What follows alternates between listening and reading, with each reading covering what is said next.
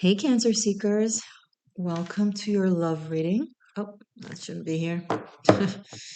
um, this will be a look into you and your person of interest for the month of October. I'm going to do a spread that's called double pentagram.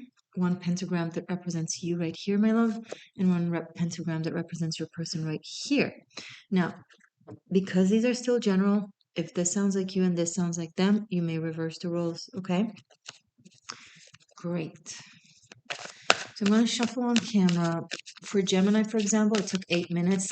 It's the longest I've ever had to shuffle. It was crazy. It's just to say that it really depends on when it's ready. Okay. So if you're watching this and you kind of don't want to watch the shuffle, that's all good. You can skip it. Another option is that you can sit back, take a deep breath, try to meditate on the shuffling, right? And focus on asking for the highest, best, most poignant, most accurate message for you, for your love life for October. Okay, now I'm focusing on love, romantic love. However, if the dynamic sounds to you like something between you and a friend, a coworker, a family member, take what helps. Okay, great. If you want to really take it a step further and do seeing, shamanic seeing, you can try to look at me shuffling while having your peripheral focus on the rose. I know it sounds contradictory. So you're looking at the cards, but you're focusing on the rose. Your eyes are on the cards, your attention is on the rose. Okay? Doesn't have to make sense, but it does really support seeing energy and developing intuition and tapping into the ability of kind of perceiving more than one dimension at a time consciously. We all do it unconsciously, but consciously. All right. Okay. Cancer and their person, please, for October. If you're new, hello, my name is Morgainne. Welcome to the Existential. Happy to have you.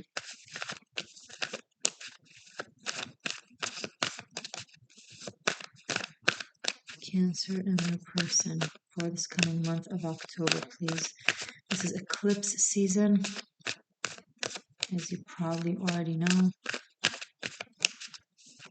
You have a new moon solar eclipse in your 4th house, Libra, which is ruled by Cancer in general. So this is really your place in the world based on who you are and kind of having that in alignment. And then that's on the 14th. And then on the 28th, we have a full moon partial lunar eclipse in Taurus, which is your 8th house. Wait, no, I'm sorry, not your 8th house. I thought Libra. It's your 11th house. Okay. Society, friends, dreams. Okay, back to romance. Yeah, those eclipses are not really romantic oriented when it comes to their placements as a Cancer, but I don't know, what your moon, your rising is. This reading, by the way, is for sun, moon, and rising Cancer, but because it's love, then it can also be Venus or Jupiter in Cancer. The shufflings are long. I don't know why. Sometimes they're very short, but in this batch, they've been quite long. Maybe there's a lot to cleanse out. Does that make sense? Cancer and their person, please, for October. If you resonate with this reading, Cancer and their person for October, and this narrative seems right when it comes to alignment with your story, and you would like to dive even deeper and know even more, there will be, for this reading, a love sequel, aka extended. The links to that are below. You can either purchase it separately on Patreon or Vimeo, or you can have it as part of a monthly membership where you stream what's the word, unlimited streaming for this reading, but also all the other readings. Okay, so check out the option and do what works best for you. And I'm going to take the opportunity to say thank you to my patrons and my channel members, and of course all my subscribers. Okay, now that we're done with being tacky and you know that I love you, I'm going to take a sip of my coffee and dive right in. In your mind, Four of Wands. And in your person's mind, the Empress. Okay, there's talks and thoughts about commitment. Both of you want to build something. Both of you say you want to build something. This person expresses themselves in a very generous, compassionate, abundant, loving, giving manner, and also beautiful and harmonious. They have a way about their speak. Their thought process tends to be positive and harmonious, and they want to make sure that themselves are in a good place, but also others.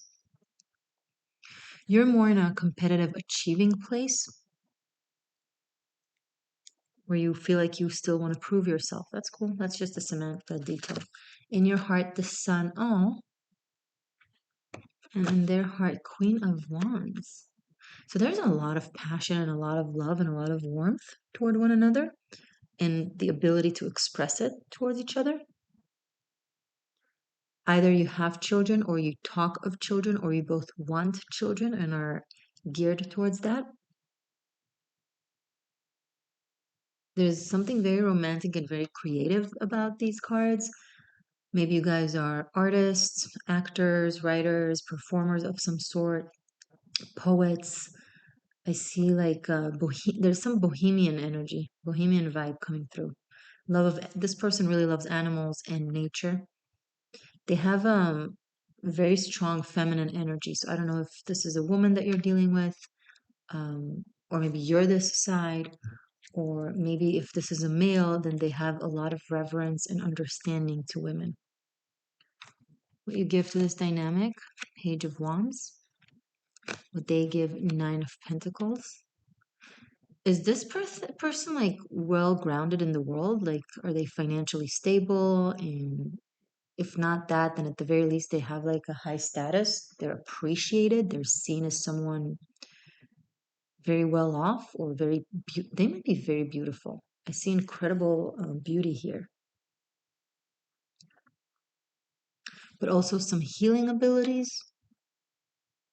and exceptional affiliation to nature. And this person is a doer. They walk the talk, and they're a giver. Very, very, very generous person. For you, it's like you give, but it's sporadic. It's inconsistent because you have other things on your mind. You stand on Two of Pentacles, and they stand on the Justice. So this person is serious. They know what they want. They want something stable. They want something clear. They want the status. They want the relationship. They want to know where they stand. They want things to be clear and on the paper and written. They don't want to leave any room for doubt. You're theirs and they're yours. It's not from a place of control. It's just from a place of clarity. They like to do things right. This person really likes to do things right and in alignment with energy, and kind of not, they don't like to leave any,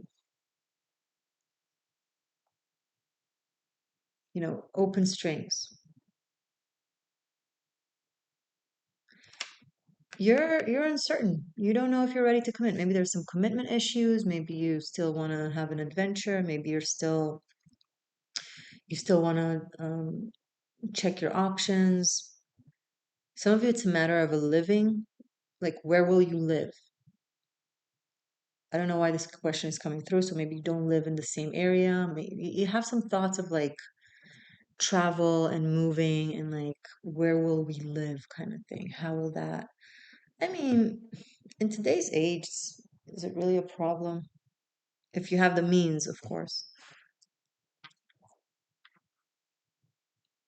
Outside your dynamic with this person, you have King of Cups and Three of Cups. So you're coming through strongly.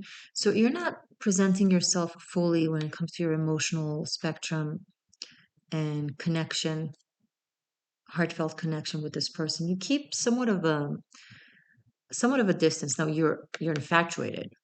You have very deep feelings, but to them you show that you're on the fence or that you're not entirely theirs. You have goals, you have things to achieve. You're a big shot.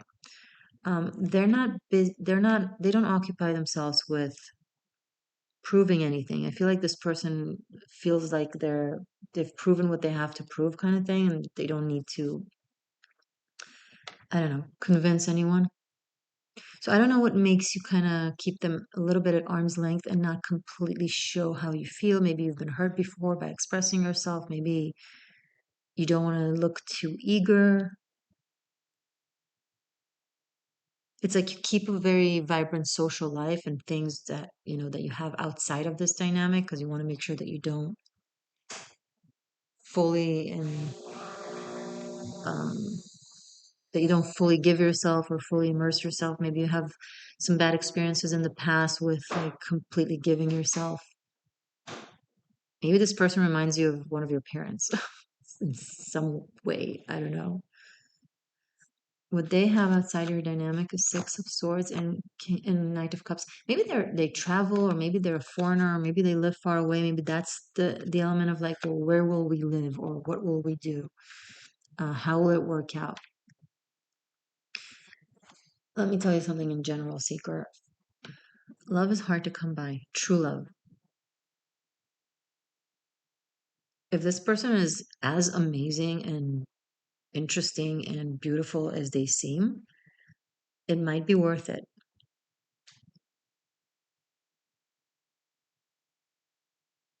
But that's yours to, Recent past, we have the Hangman, and present, we have King of Wands. So now we have King and Queen of Wands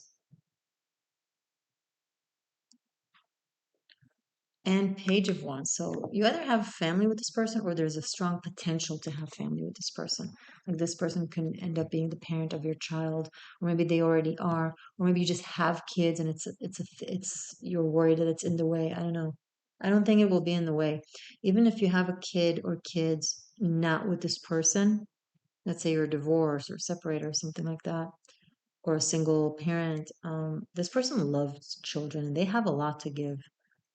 I don't see it being an issue in any way, shape, or form. They might even be working with kids and or animals. There's something very maternal, very loving about this person. And there's just incredible generosity just oozing from them. So, present moment. Um, in recent past. Hold on, let me look. So there has been some sort of stagnation or limbo between the two of you, not like a connection, distance, maybe a need to wait, maybe all these retrogrades kind of came between you, maybe the geographical potential distance or travel. Um, but right now, this King of Wands, there seems to be an eagerness, a genuine desire to connect.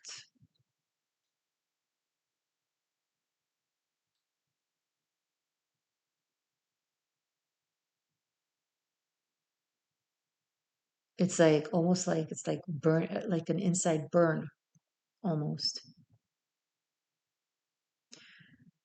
There's a lot of Cancer and Aries energy on the table.